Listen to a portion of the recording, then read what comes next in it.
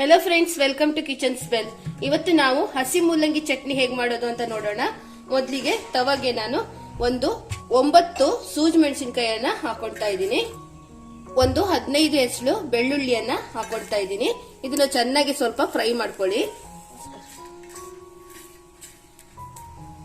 Friends. ಇಷ್ಟು fry ಆದ್ರೆ ಸಾಕು. ಈಗ ಇದನ್ನ ನಾನು ಕುಟ್ಟಾಣಿಯೊಳಗೆ ಹಾಕೊಂಡು ಕುಟ್ಕೊಳ್ತಾ ಇದ್ದೀನಿ. ಇದಕ್ಕೆ ಸ್ವಲ್ಪ ಹುಳಿಯನ್ನ ಹಾಕೊಳ್ತಾ ಇದ್ದೀನಿ. ಸ್ವಲ್ಪ ಉಪ್ಪನ್ನ ಹಾಕೊಂಡು ಇದನ್ನ ಚೆನ್ನಾಗಿ ಮ್ಯಾಶ್ ಮಾಡ್ಕೊಳ್ತಾ ಇದ್ದೀನಿ. ನೋಡಿ, ಹೀಗೆ ಎಲ್ಲವನ್ನ ಚೆನ್ನಾಗಿ ಕ್ರಶ್ ಮಾಡ್ಕೊಂಡು ರೆಡಿ ಮಾಡ್ಕೊಂಡು ಇಟ್ಕೊಂಡಿದ್ದೀನಿ. ಈಗ ಇದನ್ನ ಸೈಡ್ ಅಲ್ಲಿ ಇಟ್ಕೊಳ್ಳಿ. ನಾನಿಲ್ಲಿ 3 ಮೂಲಂಗಿಯನ್ನ ತಗೊಂಡು ಇದನ್ನ ಮೇಲಿನ ಸಿಪ್ಪೆ ಎಲ್ಲ ತೆಗೆದು ರೆಡಿ ಮಾಡಿ ಇಟ್ಕೊಂಡಿದ್ದೀನಿ. ಈಗ ಮೂಲಂಗಿಯನ್ನ ನಾನು ತುರ್ಕೊಂತಾ ಇದ್ದೀನಿ. ಫ್ರೆಂಡ್ಸ್, ನಾನು ಮೂಲಂಗಿಯನ್ನ ಹೀಗೆ ತುರ್ದು ರೆಡಿ ಮಾಡಿ ಇಟ್ಕೊಂಡಿದ್ದೀನಿ. ತುರ್ದಿರುವಂತಹ ಮೂಲಂಗಿಯನ್ನ ಹಾಕೊಳ್ತಾ ಇದ್ದೀನಿ. ಒಂದು ದೊಡ್ಡ ಸೈಜಿನ ಈರುಳ್ಳಿಯನ್ನ ಸಣ್ಣದಾಗಿ ಹೆಚ್ಚಿಟ್ಕೊಂಡಿದ್ದೀನಿ. ಇದನ್ನು ಕೂಡ ಇದಕ್ಕೆ ಹಾಕೊಳ್ತಾ ಇದ್ದೀನಿ.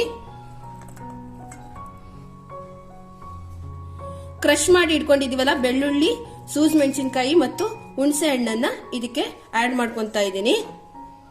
ನೋಡಿ, ನಾನು ಕ್ರಶ್ ಮಾಡ್ಕೊಂಡಿರುವಂತಹ ಮಸಾಲವನ್ನ ಆಡ್ ಮಾಡ್ಕೊಂತಿದ್ದೀನಿ. ಇದಕ್ಕೆ 1 ಕಪ್ ಆಗುವಷ್ಟು ತೆಂಗಿನ ತುರಿಯನ್ನ ತುರಿದಿಡ್ಕೊಂಡಿದ್ದೀನಿ. ಇದನ್ನು ಕೂಡ ಆಡ್ ಮಾಡ್ಕೊಳ್ಳಿ. ಈಗ ಎಲ್ಲವನ್ನ ಚೆನ್ನಾಗಿ ಮಿಕ್ಸ್ ಮಾಡ್ಕೊಳ್ಳಿ. ಉಪ್ಪು ಹಾಕುವಂತ ಅವಶ್ಯಕತೆ ಇಲ್ಲ. ನಾವು ಮಸಾಲವನ್ನ ಕ್ರಶ್ ಮಾಡಬೇಕಾದ್ರೆ ಉಪ್ಪು ಹಾಕೊಂಡಿದ್ವಲ್ಲ, ಅದೇ ಸಾಕಾಗುತ್ತೆ. ಒಂದ್ ವೇಳೆ ಉಪ್ಪೇನಾದ್ರೂ ಬೇಕು ಅಂತ ಅನ್ಸಿದ್ರೆ ಮಾತ್ರ ಹಾಕೊಳ್ಳಿ. ಚೆನ್ನಾಗಿ ಮಿಕ್ಸ್ ಮಾಡ್ಕೊಂಡಿದ್ದೀನಿ. ನೀವು ನೋಡಬಹುದು, ನಾವು ಮಾಡ್ಕೊಂಡಿರುವಂತಹ ಹಸಿ ಮೂಲಂಗಿ ಚಟ್ನಿ ರೆಡಿಯಾಗಿದೆ.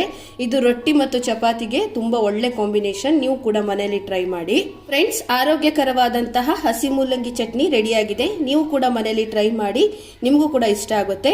Please like and share with your friends and family. Don't forget to subscribe and press the bell icon to get latest videos from Kitchen Spell. ಮತ್ತೊಂದು ಹೊಸ ರುಚಿಯೊಂದಿಗೆ ಸಿಗ್ತೀನಿ. Till then stay safe and take care. Bye. Thank you.